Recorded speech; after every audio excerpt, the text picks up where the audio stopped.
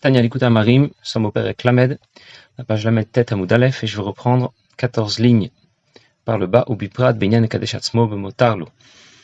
Le Mourzaken nous explique dans les Parakim Chav Tête Lamed comment se débarrasser du Tim Toumalev. Il nous a expliqué comment procéder.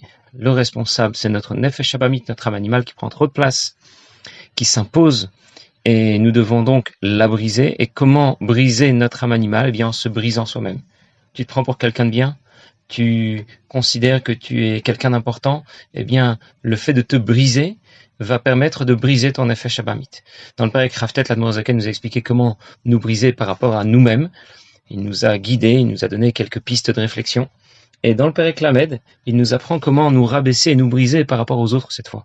Dans la première partie du Perek Lamed, l'Admorazaken nous explique comment nous comparer à celui que l'on appelle Kal Shebekalim, quelqu'un qui a un comportement très léger, c'est-à-dire qui ne respecte pas les mitzvot, il n'étudie pas la Torah, son comportement est des plus légers, et toi tu aurais tendance à dire que dans la position où tu te trouves, toi tu apprends quand même la Torah, tu pratiques quand même certaines mitzvot, tu es donc certainement supérieur à lui.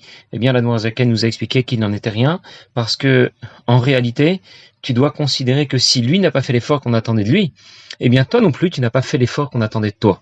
Alors ça peut être un effort. Lui, on attendait peut-être de lui qu'il fasse un effort pour s'écarter du mal. Il l'a pas fait. Soit. Toi, tu n'as pas fait non plus l'effort qu'on attendait de toi pour faire le bien. Le même effort qu'on attendait de lui, finalement, tu ne l'as pas fait. Et l'Admor Zaken rajoute. Ou Biprat, Binyan et Kadesh Atzmo Bemotarlo.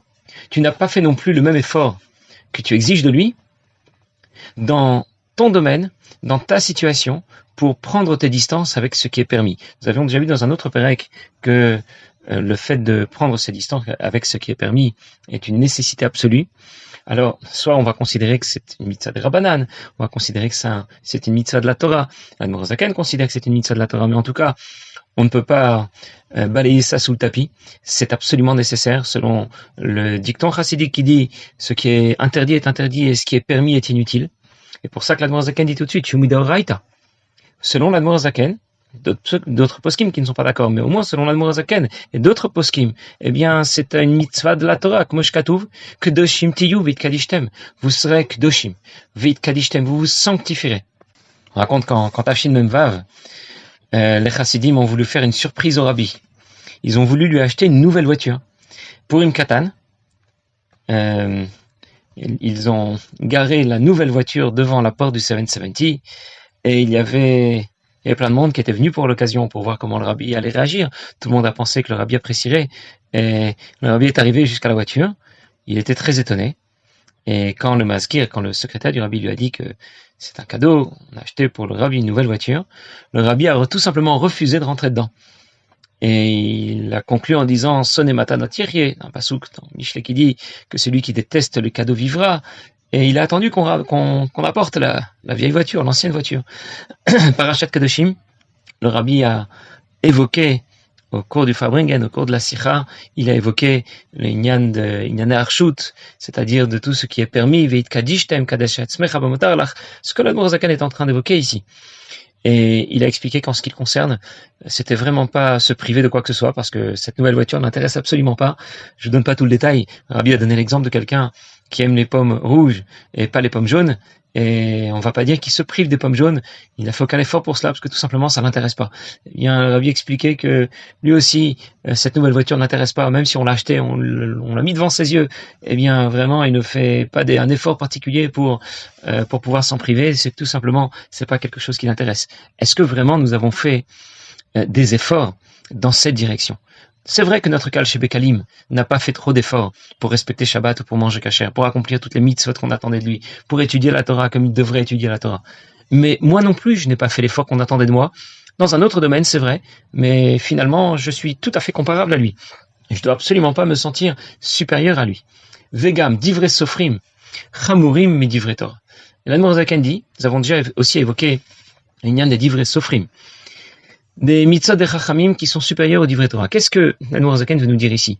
Disons que cette mitzvah, kedoshim tiyu v'yitkadishtem, de prendre ses distances avec ce qui est permis, ne soit pas une mitzvah de Horaïta. Disons que, comme d'autres poskim veulent dire, que c'est une mitzvah des Rabbanan. Eh bien, nous savons très bien que chamurim divrei sofrim, yoter mi divrei Torah. Vous vous souvenez peut-être ce que j'ai raconté dans un autre chiot, pourquoi on appelle ça divrei sofrim. Les paroles des chachamim sont plus importantes que celles de la Torah. Il y a ce que la Torah a demandé, il y a ce que les chachamim ont instauré. Eh bien, ce pidgam, cette expression vient nous dire que ce que disent les chachamim, ce que les chachamim vont instaurer, les takanot des chachamim, sont encore plus importantes que divrei Torah. Et j'avais expliqué, mais je peux le répéter, c'est pas grave, en introduisant d'abord une autre question. Pourquoi on appelle ça les divrei sofrim? Les paroles des sofrim. Sofrim, sofer, s'inscrivent. Quel rapport avec les sofrim? On aurait dû dire divrei chachamim, divrei rabbanan, les rabbanim. Et pourquoi on appelle ça les sofrim? Et il fallait comprendre, lorsque Kadosh Baruch Hu nous a donné la Torah, il en est l'auteur. Lui, il est l'écrivain, si on peut dire, de la Torah, l'auteur de la Torah. Imaginez maintenant que quelqu'un a écrit un livre. Et le livre est paru, il a été édité, tout le monde peut se le procurer et étudier, lire ce qui est écrit. Mais un journaliste va venir interviewer l'écrivain. Il va lui dire que son livre vraiment l'a beaucoup intéressé, est-ce qu'il peut lui en dire un peu plus? Alors l'écrivain va dire à notre bon journaliste, il va lui dire, tu sais quoi, comme tu apprécies mon livre, je vais te dire à toi ce que je n'ai pas écrit dans mon livre, ce qui est écrit entre les lignes. Et dans ce cas, tu vas comprendre le fond de ma pensée, au-delà même de ce que j'ai écrit. Notre écrivain va faire cet article, il va ensuite parler de ce que lui a dit, pardon, pas l'écrivain, le journaliste va faire son article, va faire son papier, et il va écrire, au-delà de ce que notre écrivain a écrit dans le livre, le fond de sa pensée, ce qu'il lui a dit en tête à tête lors de son interview. Et c'est un peu l'idée des mitzvot des chachamim. Les mitzvot des chachamim, ce ne sont pas comme les gens pensent, les chachamim ont pensé qu'il fallait ajouter certaines choses, il fallait mettre des barrières. Pas du tout. En vérité, on retrouve dans les divrei sofrim, pour ça qu'on utilise le mot sofer en rapport avec l'écrivain. Divrei sofrim, ça c'est le fond de la pensée d'Akadosh Baruch Hu, qui est l'écrivain, qui est l'auteur de la Torah. Donc même si tu considères que la mitzvah de Kadesh Atzmecha Motarlach, de prendre tes distances même avec ce qui est permis, ce n'est pas une mitzvah de la Torah, c'est une mitzvah des chachamim, eh bien ça n'enlève rien à l'importance de cette mitzvah. Et donc tu dois faire un cheshbon amiti, tu dois faire un bilan sincère, un bilan véritable. Est-ce que vraiment tu t'es investi, vraiment tu as fait des efforts, tu t'es impliqué dans cette mitzvah, autant que tu attends de notre cas chez Bekalim, les efforts pour lui, pour respecter Shabbat alors qu'il ne pratique pas Shabbat, pour mettre les tefilines alors qu'il ne les a jamais mis. Finalement, ton problème et le sien, c'est le même. Vous ne faites pas tous les deux les efforts qu'on attend de vous, lui à son niveau, toi au tien. Mais finalement, tu es comparable à lui. Alors, pour qui tu te prends? Tout cela, bien sûr, avec pour objectif de se briser. Alors, juste pour rappel, notre Kal chez Bekalim n'a aucune excuse. Parce que d'un autre point de vue, s'il a ces difficultés à surmonter, eh bien, c'est qu'il est capable de les surmonter. Et donc, on ne lui donne aucune circonstance atténuante. Mais nous approchons le problème sous cet angle de vue. Pourquoi? Parce que notre objectif, c'est uniquement de briser notre nefesh abamit, de nous briser. Puisque notre objectif, c'est de nous briser, alors on aborde le problème de cette façon. Mais en vérité, nous savons très bien que notre cas chez Bekalim, on a toujours ces mêmes exigences pour lui. Il doit absolument respecter Shabbat, il doit absolument manger kasher et mettre les tefilines chaque jour. On ne l'a pas déchargé de toutes ses responsabilités. Mais le point de vue de l'Admor Zaken ici est différent. Parce que l'objectif est tout simplement de briser notre nefesh abamit.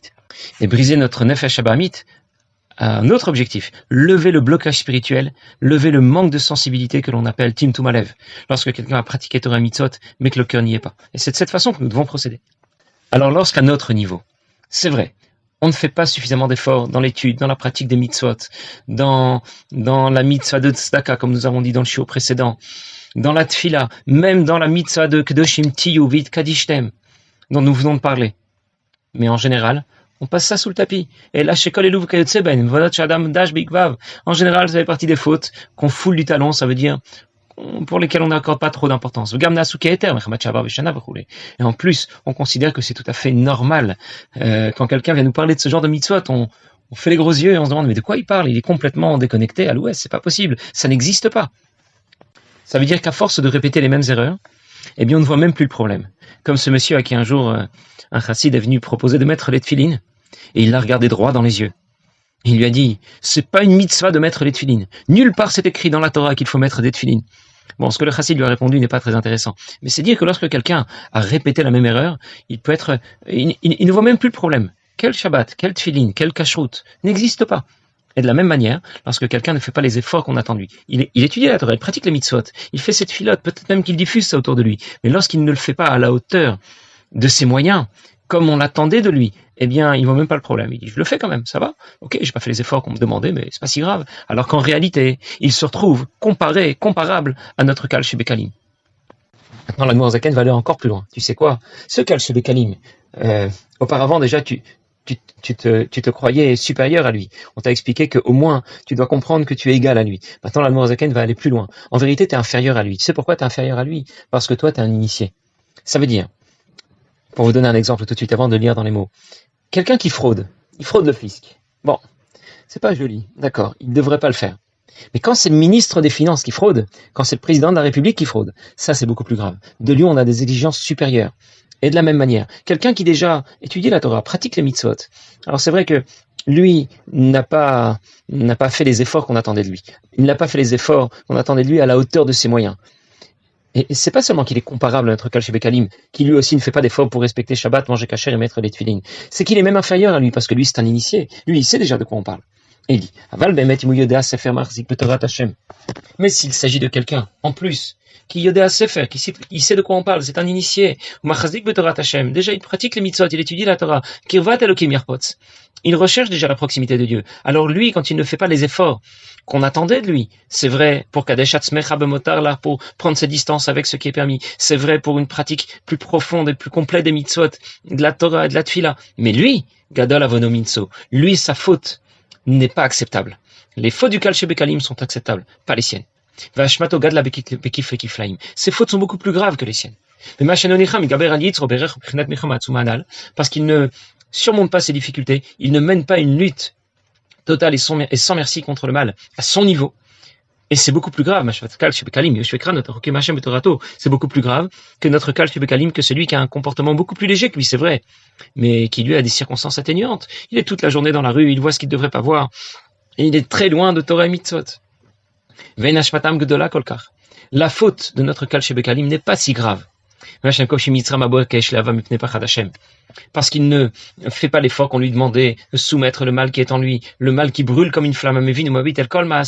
Il aurait dû le faire par crainte de Dieu, parce que Dieu regarde ce qu'il fait, Dieu est présent à chaque fois qu'il fait une bêtise. Mais c'est pas si grave que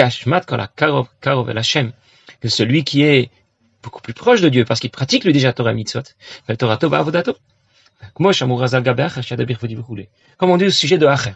Acher, c'est celui qui, comme d'autres, s'est très mal comporté, et pourtant, il y a une bat-kol, raconte la Gemara qui est sortie, une bat-kol, une voix céleste, la Gemara raconte Maseret Ragiga, une voix céleste a annoncé, Shuvu banim shovavim, revenez mes enfants rebelles, Chutz me'acher, sauf lui. Pourquoi sauf lui? Il a rien fait de grave. Il a fait comme tout le monde finalement. Il s'est mal comporté, ses frères, ils ont fait tous Avodazara. Mais pourquoi lui n'aurait pas la possibilité de faire tchouva, alors que les autres auraient la possibilité de faire tchouva? Parce que lui, continue la Gemara, Yad Abirfodi, ce n'est pas écrit ici, mais c'est la suite dans la Gemara. Lui, il me connaissait. Lui, c'est un initié. Lui, on peut pas l'excuser pour les fautes qu'il a fait. Les autres, tant pis, faites tchouva et je vous pardonnerai. Et c'est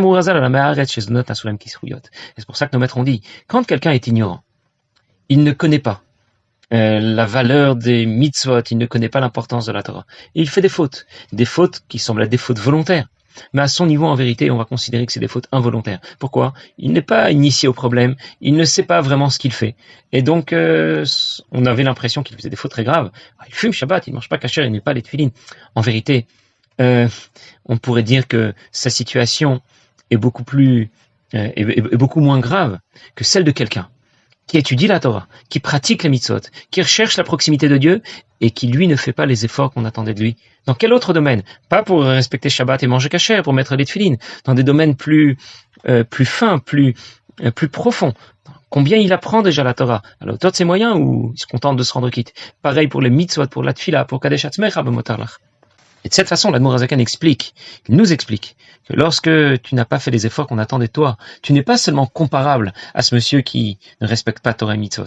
Tu es inférieur à lui. Si tu te prenais pour quelqu'un, eh bien voilà, on t'a remis en place, en espérant que ça va te briser et que ça va permettre de lever l'obstacle de ton Timtum Alev, de cette insensibilité que tu as pour la Torah et pour les Mitzvot. Tu pratiques Torah et Mitzvot, mais pas avec suffisamment de cœur. On raconte que juste après son mariage, Rav Chassid Hanan Dov Marozov a voulu acheter des meubles. Il s'est donc rendu dans un magasin de meubles, et le magasin était un magasin qui s'étendait sur plusieurs étages. Au rez-de-chaussée, c'était les meubles bon marché, c'était de l'Ikea ou du Castorama. Et puis à l'étage suivant, c'était déjà des meubles avec davantage de sophistication, avec un prix supérieur. Et alors, c'est un magasin sur 5 étages. Au 5e étage, c'était les meubles. C'était du Rocher-Beaubois. Je ne sais pas, je fais pas de publicité pour personne, mais voilà, c'était des meubles vraiment de très grande qualité. Très bien. Et il s'est donc au départ intéressé aux meubles qui se trouvaient au rez-de-chaussée. Ils ont fait leur choix, ils ont signé un bon de commande, et puis, comme ils étaient déjà dans le magasin, ils ont voulu tout de même aller voir ce qui se passait dans les étages supérieurs. Et ils ont vu que ce qu'ils avaient acheté à l'étage inférieur pour 500 roubles, aux étages supérieurs, ça valait 5000 roubles. C'était aussi une table et des chaises, c'était aussi une armoire. Alors il s'est tourné vers le vendeur, il lui a demandé, mais comment ça se fait qu'il y a une différence aussi importante? Alors le vendeur, avec un sourire moqueur, a dit, mais vous comprenez rien, vous savez pas où vous êtes. Vous comprenez pas que les meubles à étage supérieur, ce sont des meubles qui ont une valeur très importante. Le bois est du bois de je ne sais quelle origine, et ça a été travaillé à la main, etc. Alors que les meubles qui sont en bas, c'est de l'aggloméré, quoi. C'est même pas du bois brut. Et le vendeur leur a dit, mais si vous voulez, il y a à l'étage supérieur un dépôt où vous pourrez trouver peut-être de bonnes affaires. Alors effectivement, ils s'y sont rendus et ils ont vu que les meubles de très haute qualité, étaient vendus à moitié de leur prix. Au lieu de 5000 roubles, 250, 2500. Alors il a demandé au vendeur comment ça se fait. Il leur a dit, si vous regardez bien, vous allez trouver des petits défauts. Ici, il y a une petite rayure. Là, il y a un petit éclat. Vraiment, c'est pas grand chose. Mais dans la mesure où le meuble est de très grande valeur, alors ça fait tout de suite chuter la valeur du meuble. Très bien. Ils ont compris, de toute façon, c'était pas dans leurs moyens. Ils sont donc redescendus en bas et ils ont demandé au vendeur, vous n'avez pas la même chose, mais au rez-de-chaussée? Ça veut dire plutôt que de payer 500 roubles pour les meubles que nous avons commandés, vous n'avez pas des meubles où il y aurait des petits défauts? Et il leur a dit non, les meubles qui auraient des petits défauts au rez-de-chaussée ne perdent pas beaucoup de leur valeur. Les petits éclats, on ne les considère pas parce que de toute façon, les meubles sont des meubles bon marché. À quel moment un petit éclat, une petite rayure va faire considérablement chuter la valeur du meuble? Dans les étages supérieurs, pas dans les étages inférieurs. Et Reprenier a dit à sa femme que maintenant il comprend ce qui était écrit dans le Père Lamed, que lorsqu'un Kal Shebekalim, quelqu'un qui a un comportement très léger, n'adopte pas le comportement qu'on attendait de lui, bon, c'est embêtant, mais ce n'est pas si grave que quelqu'un qui est déjà initié à la Torah, au mitzvot, et qui lui n'a pas le bon comportement. Et comme cela, Reprenier a compris l'expression qui dit que chez un tamim, chez quelqu'un qui est initié, quelqu'un qui a appris à Lubavitch, qui a appris la chassidoute, même un petit défaut, même une petite rayure, eh bien ça a tout de suite des conséquences catastrophiques. Alors que pour quelqu'un d'autre, ces mêmes défauts ne sont même pas considérés. On ne va même pas les regarder. Et donc, après avoir considéré tout cela, eh bien, tout cela nous remet en place. Si on pensait qu'on était supérieur aux autres, eh bien, du coup, on a compris que c'est absolument pas le cas. Et tout cela va briser notre nefesh habamit, nous briser et lever progressivement ce timtum alev dont nous pourrions souffrir, cette insensibilité à la Torah et à la Kedusha. Bien, passez une bonne journée.